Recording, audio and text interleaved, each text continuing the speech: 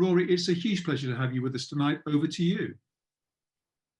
Well, thank you all very, very much indeed. And it's a great pleasure talking to you. I'm talking to you from the far Pacific Northwest of the United States. I'm about 2 miles from the Canadian border, looking at these very strange, unfamiliar trees, madrona trees and Douglas firs, and a very cold sound between here and Canada.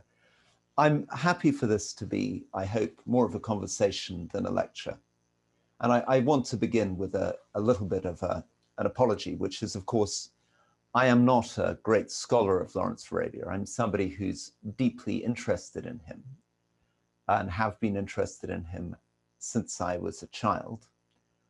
But these are more personal reflections, and I apologize to academics on the call. It's not really an attempt to provide a full intellectual account of Lawrence. And these are, I suppose, also not very systematic. Again, final apology, these are more hints followed by guesses rather than a full theory of Lawrence of Arabia. But what I wanted to do in a few minutes before we open up to questions is to try to give you a clear sense of the beginning and the end of Lawrence's life and the way that it frames the middle. And what do I mean by that? What I mean is that really most of the attention on Lawrence has been paid to that central 2.5 years when he was in the desert, working alongside Arabs to lead this revolt against the Ottoman Empire. And that's, of course, the center of the great film with Peter O'Toole, and it's the center of most of the focus. And that's raised a lot of questions around Lawrence, of which one of the most fundamental questions is around Lawrence's truth-telling.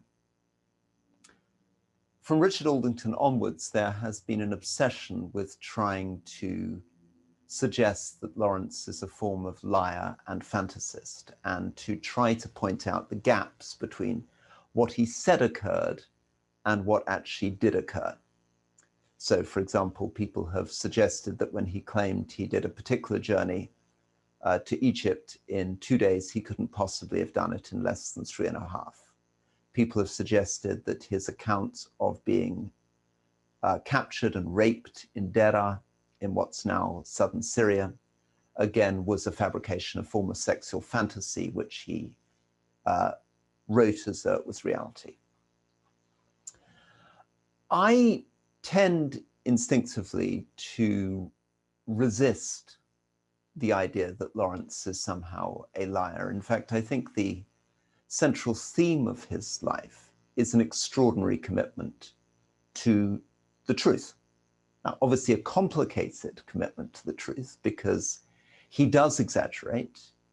He has very, very deep and rich fantasies. But I think by focusing on the beginning and the end of his life, you can get a sense that there is an underlying core of morality, of honor, of dignity, of commitment to a particular vision of the world, which leads me to believe intuitively that he is not making up the fact that he was raped at Deraa. I find that very difficult to see as being consistent with his character and my sense of him as a personality. And that modern writers need to be quite careful of assuming that because they themselves couldn't do a journey that Lawrence claims to have done in 2.5 days, that he would have been unable to do that. But let me now try to go back to the beginning and the end of his life to try to frame this question of my sense of who he was, and in particular, the theme of truth in his life. I think the first thing to understand is to try to reconstruct the very unfamiliar context of Lawrence's life. This is somebody born in the late 19th century and going to Jesus College, Oxford, before the First World War. And in order to really understand who this guy is and how he sees the world, one needs to get back, of course, into the world of Edwardian Britain, late Victorian Edwardian Britain, and indeed the context of the British Empire. And you need to understand above all that a lot of what Lawrence is doing is responding to the previous decades of British imperial life. And in particular, you can't really understand what he's doing in the Middle East without understanding what the British are doing in India and the sorts of heroes of British imperial India. And I want to show a few of those characters in order to try to illustrate what Lawrence is building on, and then go on to talk about the ways in which Lawrence, in many ways, is very different from his predecessors. Okay, here is an opening image that I want you to look at. This is a man called Alexander Burnes. And Alexander Burnes is perhaps a central figure for understanding who Lawrence is. Alexander Burnes, here in a picture painted in the late 1830s, is of course an image of somebody operating 80 years before Lawrence of Arabia. And yet there he is, firstly, you notice, in native dress. Alexander Burnes, this is a picture of him traveling to Bukhara in Central Asia, and he has clothed himself in a turban and in a chapan, which is the highly colored dress cloaks, particularly of people in what's now northern Afghanistan, southern Uzbekistan. He is from a middle-class family in Scotland, and he's gone out to join the Indian Army. And as an Indian Army officer, he's taken leave from the Indian Army and he's traveled up to Bukhara. He's in his 20s and he returns to Britain, 1839, and he becomes immediately an enormous celebrity. So he immediately gets made an honorary member of the Travelers Club. He gets a gold medal from the Royal Geographical Society. Pictures of him in his native robes are displayed in London. He goes to meet the king and he is knighted. And he then returns with the first British army to enter Afghanistan, the First Anglo-Afghan War, where he becomes the British resident in Kabul. He speaks good colloquial Dari, he develops very deep relationships with the local Afghan communities, and he acts as a political officer. But he's not just a political officer, he's also somebody who is a very fine and attentive travel writer, he's a map maker, and he's somebody who's very interested in local archaeology. Along with Charles Masson, who's another British spy and amateur archaeologist, he begins to record the first traces, for example, of the Buddhist civilization in Afghanistan, stories of these great Buddhas in Bamiyan, later destroyed by the Taliban. So a lot of what Lawrence then becomes, and I'm going to get onto this in a second, but this is Lawrence as somebody who likes wearing Arab clothes.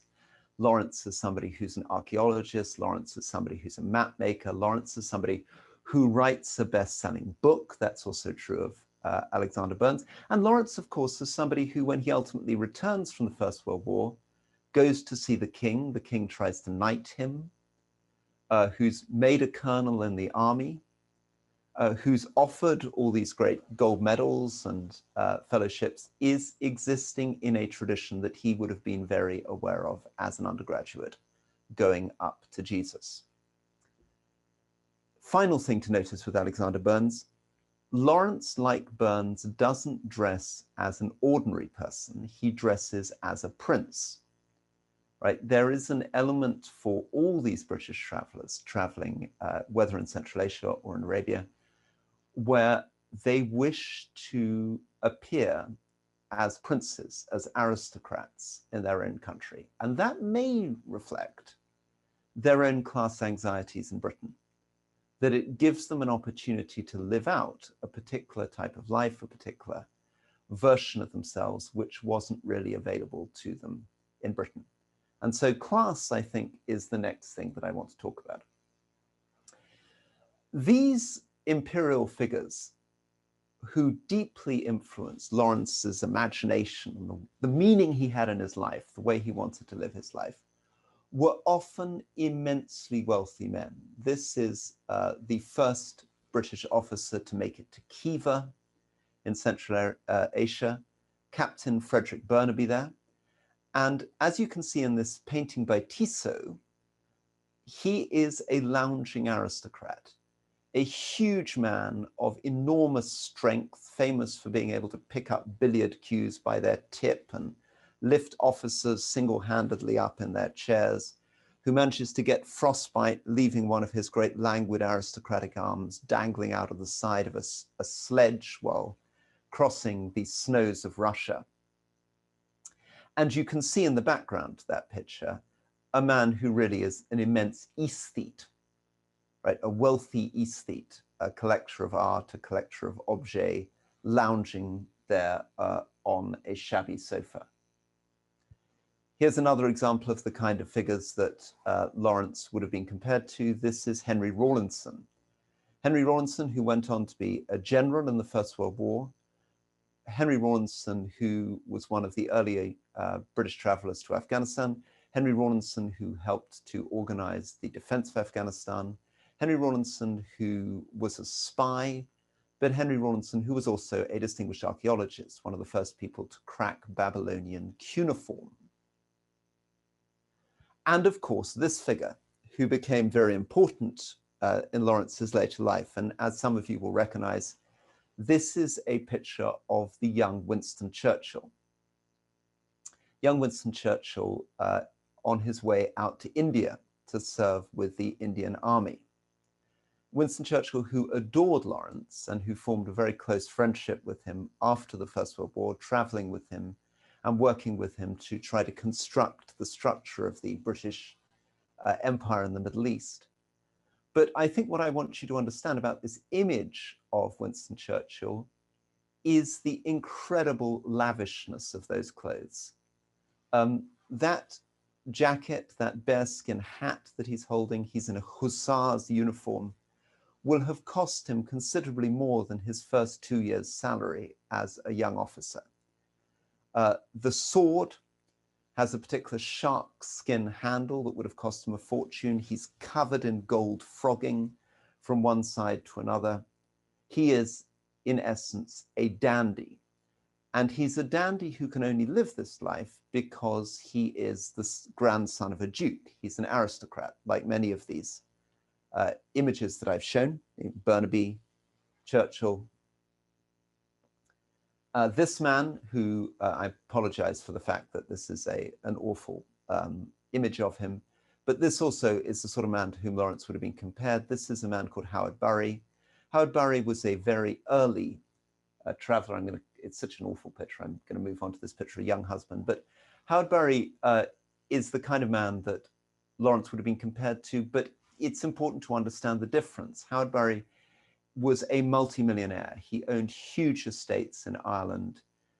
He did these incredibly adventurous trips. He spoke a dozen languages fluently. He explored the boundaries of Bhutan and Tibet. But he was also somebody who was able to return to live an incredibly lavish life, who was able to finance his trips from his own private income, who brought his own bear with him back from his travels in the Himalayas and in Xinjiang, northwest China. And the reason I'm showing this is I want to draw the comparison between that life and who Lawrence was and where Jesus College comes in. Because this is Lawrence with his brothers, and Lawrence very much did not grow up in that background. Lawrence grew up in what would have been in the time very much a middle-class family. He grew up in a suburban house in North Oxford with lots of brothers. He went to the Oxford High School, a day school. He didn't, like those other people whose images I've shown, go to one of these great boarding schools, one of these great public boarding schools. And he went up, and he also was illegitimate, meaning that his family had to live a very strange private life. His mother, who came from a very modest background in Scotland, had been a governess and a sort of nanny who had eloped with his father, not married the father, and of course in Edwardian Britain, living a very difficult life because illegitimacy, being in Lawrence's terms a bastard, was not something that was easy for the family or easy for himself as a young man to adjust to.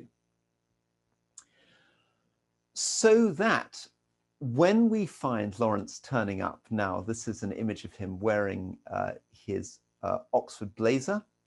He goes on from Jesus to Magdalen, where he gets a sort of scholarship. When Lawrence turns up in the Middle East as an archaeologist, we see a young man who is part of a very different world from the images that I've shown you of people like Alexander Burns. The world has moved on. 70 years has passed, and of course, Lawrence finds himself excavating in Carchemish in the 20th century. 20th century in the sense that he's excavating right next to a huge railroad that the Ottomans have built to connect Istanbul down to Mecca, and which is going to be the target of a lot of its attacks during the First World War, but a modern world also that he is working with serious Oxford academics in a proper academic archaeological expedition. It's not like people like Henry Rawlinson or Alexander Burns, who are essentially amateur military officers who are dabbling in archaeology. Lawrence is a much more thoughtful, geeky character. In fact, not only does he come from a virtual background to them, he is an awkward intellectual. He makes very geeky, awkward intellectual jokes. He is deeply learned. He writes on Crusader Castle something that could have been the foundation of a doctoral thesis. And he enters the army really as a sort of academic map maker. He's not somebody who's going to be languidly lounging around on sofas like Frederick Burnaby. He's not somebody who's going to go on like Henry Rawlinson to be a general, and definitely he's not someone like Howard Bury with a huge multi-million-pound private income who's going to bring his own private bears back to his estates in Ireland. Instead, he is a middle-class boy with a deep intellectual interest, quite geeky interests, cycling around Oxfordshire, doing his brass rubbings, but who is also desperate to be a hero, who in Jesus is putting himself through these amazing acts of asceticism, who is keeping the window open to freeze himself in his bedroom, who is trying to go 3 days without sleep to test himself, who puts himself on very odd diets, who plays around with pistols, who's trying to prepare himself to become a figure of legend. And I'm going to stop sharing now for a second. Okay, so let me now, just in the last few minutes before we go forward, try to reflect a little bit on what this means. I think one thing that this means is that Lawrence's relationship to the British Empire, to the British Army, and indeed to the whole project in the Middle East, is quite different from that of his imperial predecessors. And what are those differences? Firstly, he's more academic-minded. He approaches things with more rigor. He's extremely waspish. In some ways, he's somebody who would have been a very comfortable member of the Bloomsbury set. And indeed, after the First World War, he develops flirtatious relationships with people on the fringes of the Bloomsbury set. He has a very close relationship. Also, Lewis Namier, for example, the great scholar of 18th century British politics, is somebody with whom he exchanges letters, comes very close to Bernard Shaw and Bernard Shaw's wife. The people who bring him into espionage are the keeper of the Ashmolean Museum and dons at Oxford. Right? He's very much a Donish figure in a way that he's a Don going to war more than an Indian Army officer going to war. That also means that and you can see this in a very remarkable document he writes in 1917, which he shares in the Arab Bulletin as tips to people going out to work with Arabs, that he takes what would have appeared, I think, to people in the early 20th century, quite a, inverted commas, feminine approach to warfare and working with Arabs. A lot of what he suggests would have been very alien to a British Army officer. Regular British Army officers were trained to take command, to assert themselves, to do things well, to get into the details of things, to lead from the front.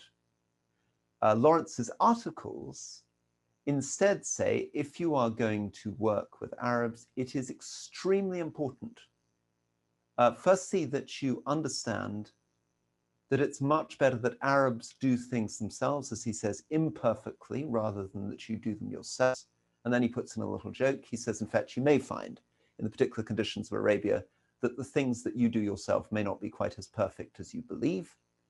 But he also says it's incredibly important never to give orders. In fact, all you should be trying to do is develop a relationship with the Arab sheikh, the chief of the particular party or group that you're with, and you should always agree with him. You should always accept his ideas and then try very insensibly to convince him that what you want to do was in fact his idea.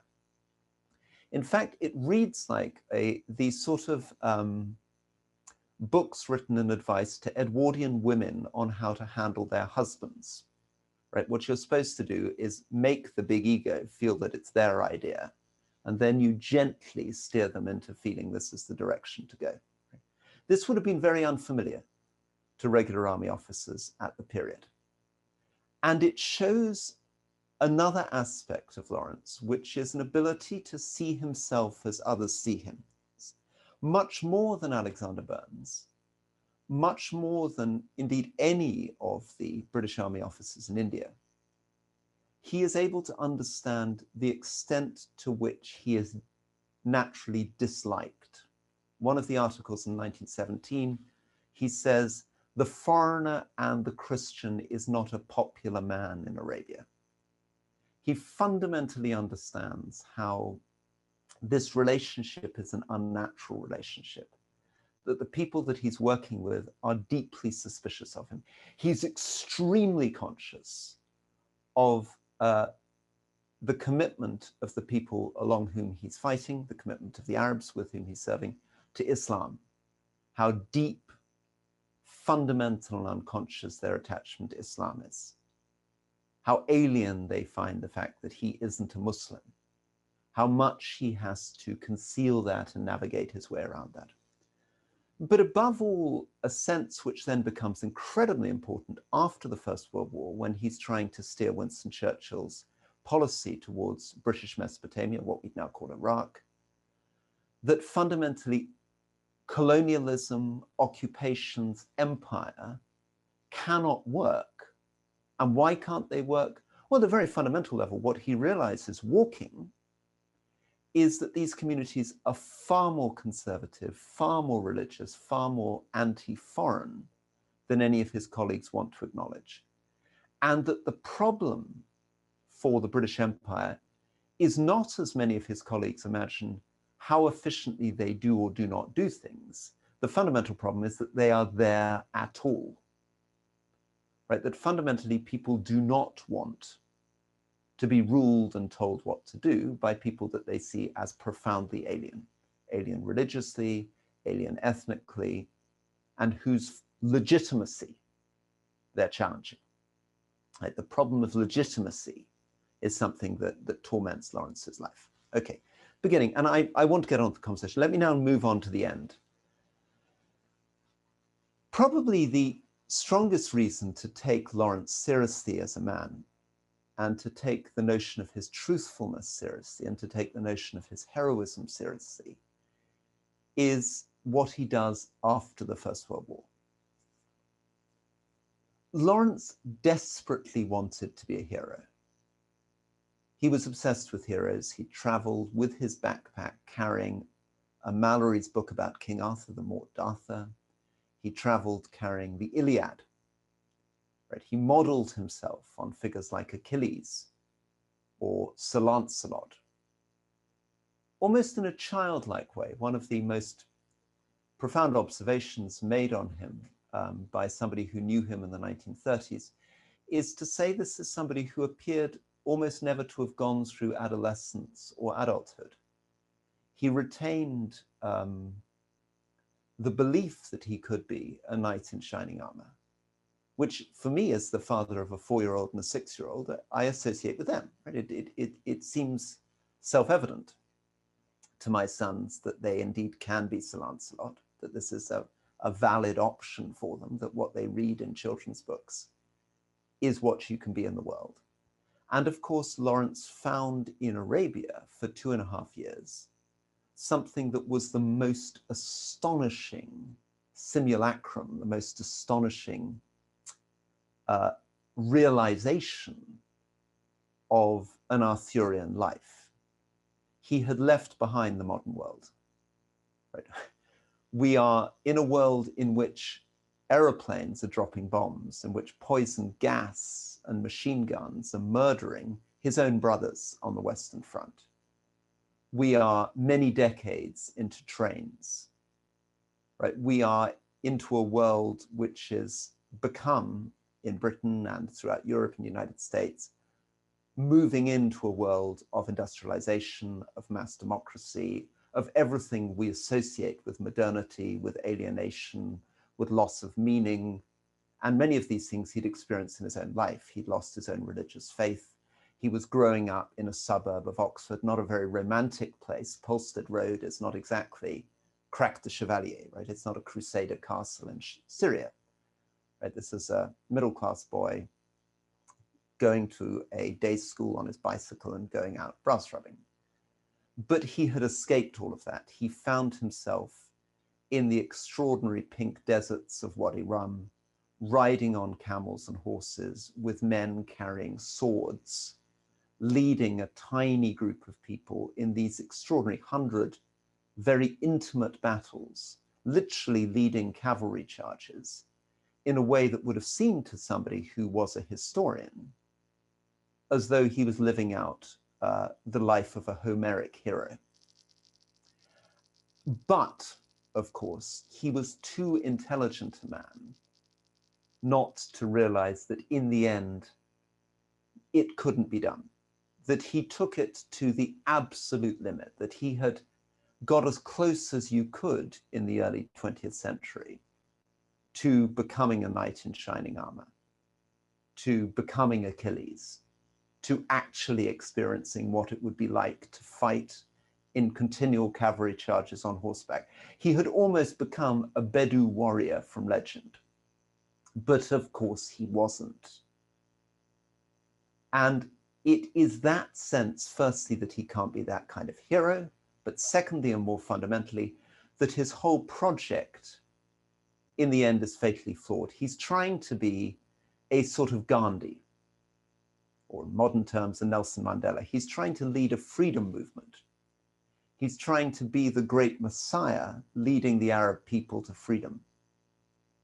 He's trying to create a nation out of nothing. He's an armed prophet in Nietzsche's terms. And yet, of course, he isn't. He isn't an Arab at all. He's a British officer. And the gold, and he has 500,000 pounds of gold that he's handing out to everybody, of course, comes from British taxpayers. And it's been given to him because the British government is trying to fight the First World War against the Ottoman Empire and is about to create a British Empire in Mesopotamia and give Syria to the French. Right? The whole project, at some subconscious level, he is aware is impossible. He cannot be that kind of hero. He cannot be that kind of liberation leader. More than that, if he cannot be, no one in the modern world can be. And therefore, he returns to Britain at the end of the First World War as the first real modern celebrity, with these extraordinary music hall productions being made about him, with the media obsessed with him. It's the beginning of tabloid reporting. He can't go anywhere without cameras everywhere, photographers everywhere. Right? He's one of the most famous people in the world. There's incredible American tours, huge fortunes are made. He's able to sell his robes for an extraordinary fortune and finance his life off his souvenirs from the Arab campaign. But he feels like a total fraud. Right? He isn't interested in being a celebrity. He wants to be a pure hero. He wants to be Achilles. He wants to be a saint. He wants to be Sir Galahad. He doesn't want to be a modern celebrity. And the sign of that is, of course, not just that he refuses his knighthood from the king, that he gives up on his colonelcy, but that he joins the Air Force and then the army in the most humiliating possible conditions. he actually ends up working in a quartermaster's store for years in the army. He's not, as some people might imagine, a sort of joins as a private soldier to become a kind of special forces ninja legend. He literally works folding blankets in a quartermaster's store for years. People offer him or talk about the possibility of him becoming governor of the Bank of England, becoming governors of British colonies. Churchill maintains this extraordinary belief that if only he hadn't died in the motorcycle accident, he would have come back in the Second World War in some grand capacity to lead Britain out of its problems. But that isn't what he chooses to do. What he chooses to do is to spend a dozen years, not as a monk, because he's lost his faith, but instead in the most humiliating possible condition, refusing responsibility, living a very regimented military life. And the terrible problem, of course, that he faces at the moment at which he dies on his motorcycle is that he's got to the age where his career as a private soldier has come to an end, right? He's finished his military service. He's too old now to remain as a private soldier in the military. What on earth is he then going to do with his life? He's lost faith in his ability to write. Seven Pillars of Wisdom has been a great success, but he's very suspicious of his prose style. He's tried to write a very difficult, different book in Ross about the Air Force, which hasn't quite worked. His translation of the Odyssey has been largely rejected. He's realizing that his intellectual power maybe is not as great as he hoped. He's realizing, because he's a clever man, that he isn't as good an academic as people like Louis Namier. He's certainly not as good a writer as Bernard Shaw. What on earth is he actually going to do with his life now that he's lost this mask of being a soldier? And it's on that I'm going to finish, which is, in looking at that 2.5 years in the desert, be very careful in patronizing this man. Be very careful in suggesting that he's a sort of flaky, fraudulent imperial figure. The suffering and the pain that he went through in the dozen years after the First World War should suggest to you that this is a man of a deep, deep sense of honor, a deep sense of truth, a deep sense of ambition, a desperate quest to try to create meaning through heroism in his life, and an extraordinary ability to turn away from power, to turn away from wealth, to turn away from celebrity, to try to discover there in that quartermaster's room some form of tranquility, some form of peace, some form of meaning. Okay, thank you very much indeed. And I'm now going to look at some questions. Now, I wondered whether, is this, Nigel, are you would you like to choose questions and read them to me, or would you like me to find them myself? As you wish. I mean, I imagine people are just about getting ready on their keyboards to kind of type them in, Rory. That was fabulous, by the way. Absolutely brilliant evocation of view on Lawrence, which, as the first points made by Andy Simpson, so much better than Lawrence was a fantasist version. So yeah, there are some questions there. Sarah Hendry makes the point there. Did you follow Lawrence's advice on letting the locals do their things their way? That would be a natural, perhaps, thought in a number of people's minds, I would have thought. I mean, just talking about your own experience in your work in the Middle East. Well, I suppose that the two closest experiences to this were in Turquoise Mountain in Afghanistan, where I was rebuilding the old city of Kabul, working mostly with an Afghan community, and my work in Iraq when I was the deputy governor of 2 provinces in southern Iraq. And there I definitely felt that Lawrence's advice was the correct advice. I mean, above all, the sense that you need to be very cautious of the fact that you are in an alien and false position, that you need to work with and through other people, that you need to find, case of our work in Kabul, our chief engineer, who was very much the center of the restoration of the project, and how important it was that if I wanted to steer or change things, I needed to talk to him, but never reveal in front of the people that he was working with that I was in any way contradicting him or undermining his authority. I think, though, I'm conscious that how difficult that advice is, and I'm conscious that as a minister, I was much less good at it.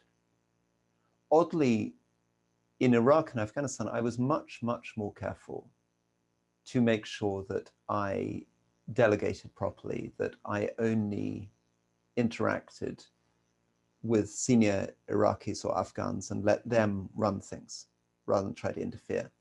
I realized as a minister, actually, I did exactly what Lawrence tells you not to do. I became much more micromanaging. I was much more inclined to engage, not do what I probably should have done in his mind, which is simply sit with the permanent secretary and work through him. But I became very interested in exactly what was happening in a DFID office on the ground. As prisons minister, I spent a lot of time in Wormwood Scrubs, in Pentonville, with prison officers, getting into the details of exactly how they were doing checklists on the landings, which is exactly what Lawrence tells you not to do. Now, whether that is that I can make an argument that as a democratically elected politician, there are reasons why you might want to do that in your own country that you wouldn't want to do in Iraq or Afghanistan, I don't know. But I'd certainly have to provide a lot of theoretical framework to explain why. But above all, I think Lawrence puts his finger on it psychologically, which is it's very difficult when you see things not being done in the way that you want. So when I was the prisons minister, as violence had tripled over 5 years in prisons, it's very difficult to resist the temptation to get your hands on it and try to sort it out. There are just lots of questions. So let's just dive in there. Just one, actually, Harriet Coates makes the point. If Lawrence modeled his life on, his early life on heroes, did he attempt in his final years to model himself on anyone, or what was going on in that psychodynamic there, or on any form of philosophy? Yeah, I mean, so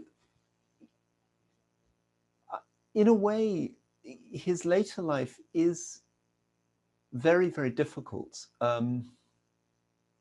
because obviously in describing a human life, you'd want, if you were, I suppose, writing a movie script, to have a happy ending. So what you'd hope is that somewhere in the midlife that some great crisis happens and Lawrence loses faith and feels that he's failed and feels that he's betrayed the Arabs and betrayed himself, but that somewhere towards the end of the life, some great wisdom or resolution would come and there would be a happy ending where he could somehow make sense of that and find an alternative vision.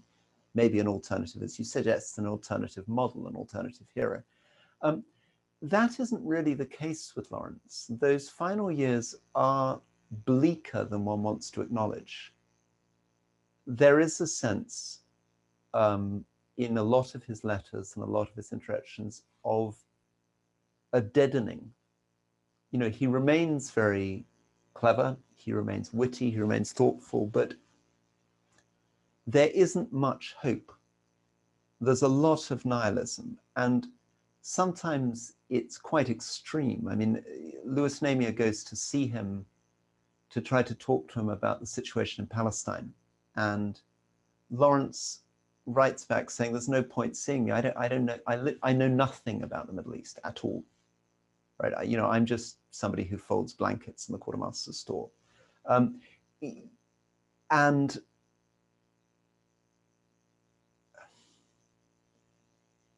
there is an attempt, I suppose, with his house, and it's a very strange house at Clouds Hill, tiny, tiny house, where he didn't have an indoor lavatory, in a very ordinary bit of woods next to his military base,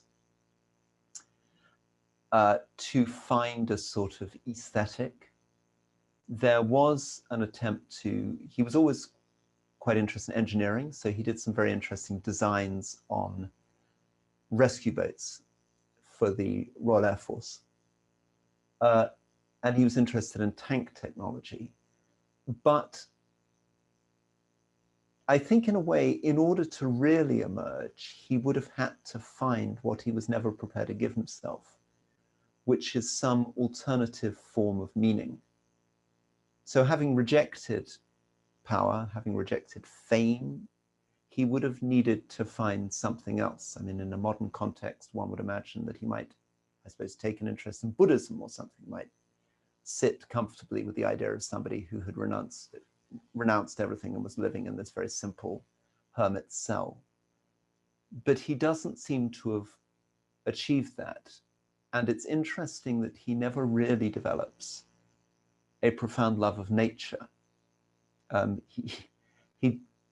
That renunciation doesn't go along with him developing a romantic sensibility or a great desire to meditate or contemplate trees. I mean, he's lost. I mean, it's not a happy picture. Yeah. Thank you. Yeah, there's a hand up. I'll come back to Andrew's hand shortly, but a couple of other questions just follow on. One is, what do you think was the impact on him of if you like, British policy after the First World War? That explicit imperial endeavour. Did that really give him a problem? Was it instrumental in some kind of breakdown? How far removed his endeavours were from the post World War I policy? Yeah. So what happened is that he had fought, obviously, to try to achieve freedom for Arabs. That's what he believed he was doing. Now, a lot of people at the time thought this was a bit crazy because they thought, how could he possibly have been so naive as to believe that the British government was really funding something which was about freedom for Arabs to that extent? But anyway, that's what he thought. And he would have said in his own defense, yeah, he sort of realized that this wasn't the British government's intention, but he thought he could trick them, that if he could get the Arabs to Damascus, they would de facto get their independence anyway. And provided Germany and the Ottoman Empire had been defeated, the British would accept that the Arabs had got their independence. So he thought he could outmaneuver them. He went off to Versailles, where he decided to represent Faisal and argue Faisal's position as the sort of translator, chief of staff in Versailles. And he found himself encountering the British bureaucracy at its most extreme. So the Foreign Office and the India Office write the most unbelievably unpleasant things about him. You know, and that's where quite a lot of this stuff about him being an egotist and a fantasist comes out, because they're really upset that a British official is now on the other side arguing against the British position at Versailles. And they just, you know, this really gets them. They're really angry about it. When the British system is set up in Iraq and in Syria, Lawrence and Gertrude Bell managed to get their preferred candidates in as the kings. So Faisal, who he's fought with, becomes the king of Iraq. And a British protectorate is created. And Lawrence's number one enemy is a man called Arnold Wilson, who's the British colonial administrator in Iraq, 1919-1920, who he sees as a real kind of sun-baked British colonialist. And Lawrence decides that he's going to get involved. He's going to get his hands dirty. And he's going to work with Winston Churchill to set up a better system in Iraq. The analogy would be, you know, this is a ridiculous analogy, but I'm just going to put it out there to try to illustrate the point about compromise. It would be like somebody who had voted for Remain, deciding that their only possibility is to try to create a soft Brexit. So what he's trying to do is he's trying to create soft colonialism in Iraq. And he's convinced himself that the decision is made, right? And so push our Brexit analogy, the votes happened. So we're just going to have to make the best of it. Last year, I had the luxury of visiting Jordan just before COVID struck. Was interested to get your perceptions on how Lawrence's legacy lives on in the Middle East and is interpreted there, because I think we often look at all this through a very Western-centric lens. Very striking in Jordan, if you go to the National Museum of the Arab Revolt, that Lawrence doesn't appear at all. That very important, although the reason why the Hashemite monarchy is there at all is because Lawrence championed Faisal and Ali. That is entirely written out of Jordanian history. it's very much presented in photograph after photograph, image after image, as a purely Arab revolt against the Ottoman Empire, and the participation of Lawrence, and indeed the participation of British soldiers and British money in that revolt, is completely forgotten. There is, however, still an enormous sympathy towards Lawrence as an individual from some of the peoples that worked with him. He's remembered very, very positively, for example, by the family of Auda Abu Tai. And again, for those who try to make him out as a flaky fantasist, one of the strongest arguments in his favor is how it was almost impossible for journalists or writers to find Arabs who fought with him who had a bad word to say about him. Right? I mean, Auda produces this extraordinary statement on his death, of man, the men, a man without equal, I can see no flaw in him. But he certainly managed to capture an idea of Arab heroism and manhood. He was able to resemble their notion of what it meant to be a man in a striking way. But that doesn't mean that he's given any credit. We probably need to just dispose of the conspiracy theory. Did he die an accidental death on his motorcycle? I think he certainly died an accidental death on his motorbike. Definitely. There are those, okay, indeed. Okay. Motorbikes are very dangerous things, as he knew. As indeed he wrote, yes, indeed. And a couple of questions that I think we probably have to kind of put to you, really, Rory, about the extent to which, drawing on your interest in Lawrence in your own personal political life, and to what extent have you been bruised and battered by politics in a way that that you draw any analogy with the kind of harsh experiences that Lawrence had? Yeah, I mean, I do feel this. I mean, he is a man on a far grander scale than me, right? I mean, the things that he did were absolutely extraordinary. And indeed, the more time I spent 21 months walking across Iran, Afghanistan, Pakistan, India, Nepal, and I spent some time governing some problems in Iraq. But the glimpses that I got just increased my admiration for him, right? and increased my sense that he is at a living on a much finer, better dimension than me. Right? He spoke much, much better Arabic, colloquial Arabic, than I speak Farsi. And he developed relationships much more intimate. And, I had a small experience of warfare. People shot at me and fired rockets at me, and I defended my compound under siege. But he fought literally, dozens, maybe more than 100 different skirmishes. I mean, it was an extraordinary life. The resonance of my more recent life to him is, of course, that I also am going through a process of failure. For me, it was that I'm afraid I entered politics with some of the same romantic ideas, probably, with which people like Lawrence entered their own version of life. I thought that I could do things, that I could be a certain kind of person. In my own life, I was disenchanted by, very, very disenchanted, very angry with what I saw of British occupation in Iraq. And that made me very worried about Britain. And I thought I could return to British politics and somehow change Britain. And I set out, I obviously tried to run against Boris Johnson. I had an idea that I could try to represent a different vision of what British politics could be. I was against the prorogation of Parliament. I didn't like the idea of threatening a no-deal Brexit. I didn't like the way in which Boris conducted himself.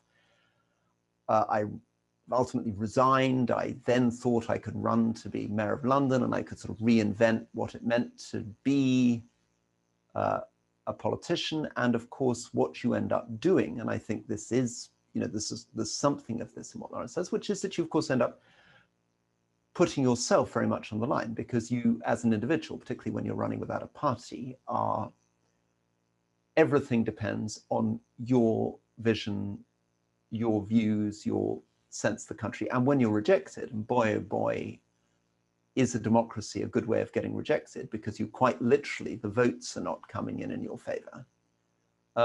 It's rejecting not just our ideas, it's rejecting you. And it then leaves you with the question, what do you then do with the rest of your life, right? So I'm left government, can't really be a politician, I don't really have a party, I don't like the Conservative Party, or they don't like me, and nobody else is going to have me. So the question then is, what do I do? Now, I end up being an academic at Yale, and I end up trying to write. And I hope, in a way, I'm able to escape a little bit of what he went through, partly through sort of simple things that he didn't have, like having a 6-year-old and 4-year-old son, having a family. It's an extremely important part of healing for me in a way that wasn't available to him. But I think the fundamental question of what happens when you organize your life around a public role, or try to be a hero and fail, is very difficult. And of course, the answer for the ancient Greeks, in the case of Ajax, is that they in those situations, and for the Romans, and indeed for Japanese figures in similar situations, quite literally committed suicide.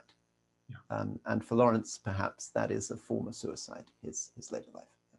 There's just a ton of interesting questions. Let me just take one or two more before we draw this to a close. Ben Horden writes, how far, what would Lawrence make of the wider context of British colonialism, and what would he be making of today's discourse around the legacies of colonialism, do you think? Well,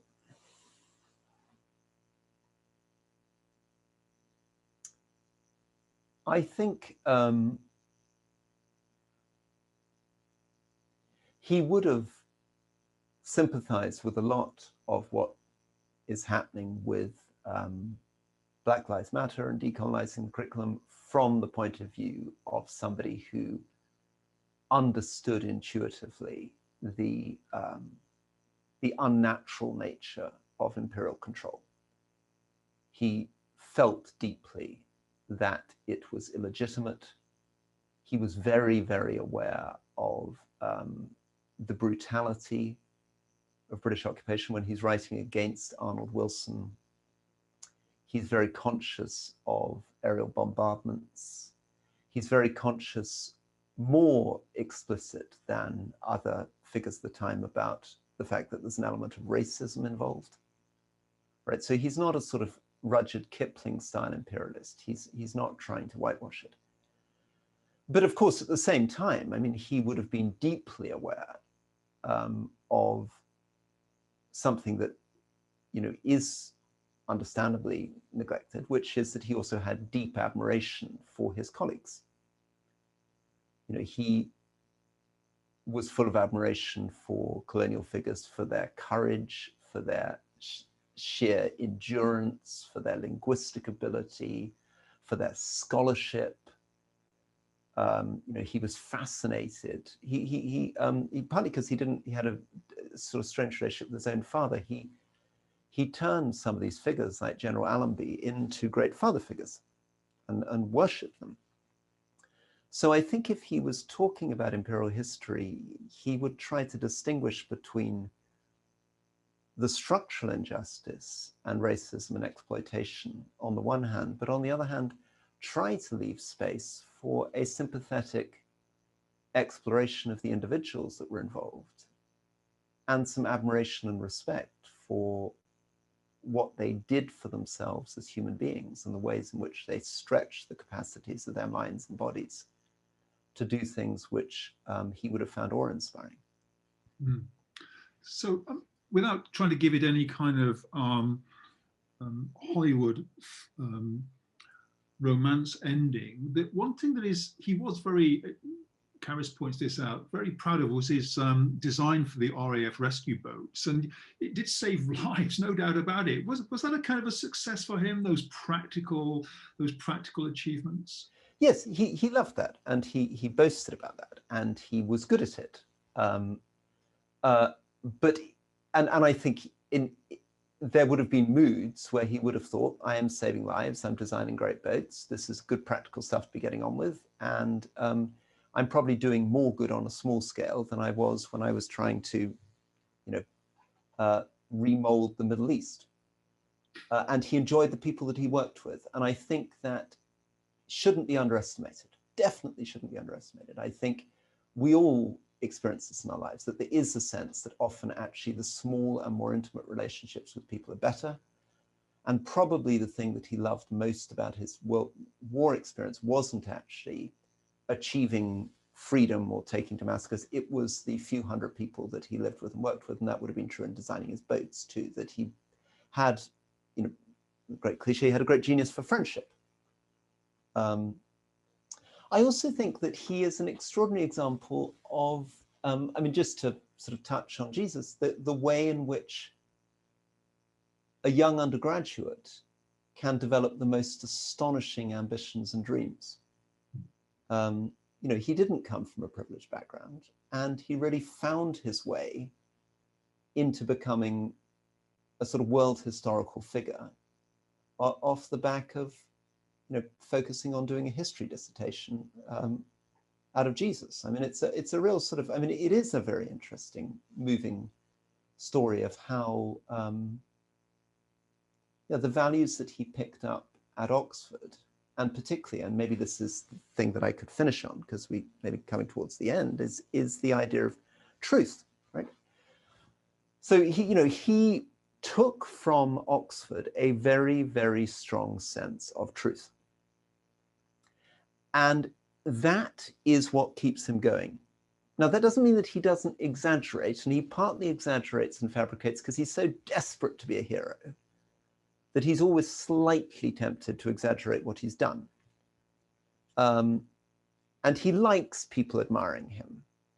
So, there is an element of vanity that he hated in himself. And obviously, he didn't mind people saying, Lawrence just managed to do this ride in 2.5 days. But at a more fundamental level, what allowed him to spend those years with Faisal and his people was a sense of truth.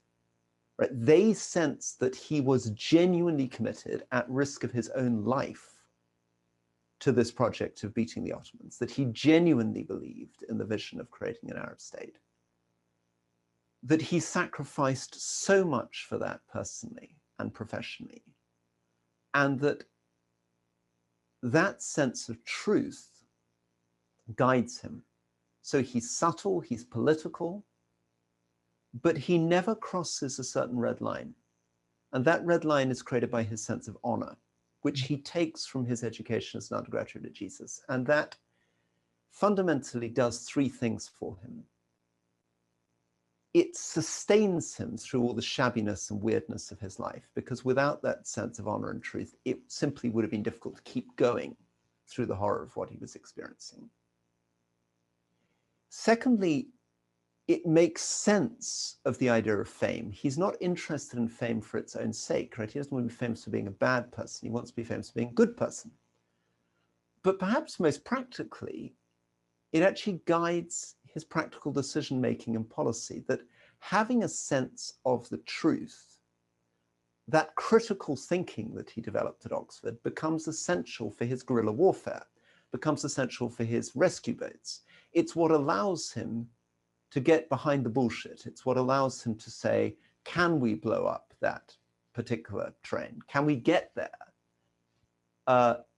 Is this really contributing? Have we become victims of our own propaganda?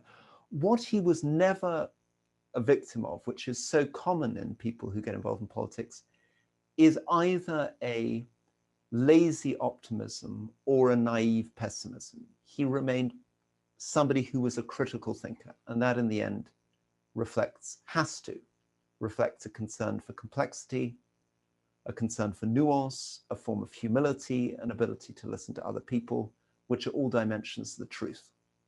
Thank you very much. Thank you so much. That was an absolutely outstanding talk.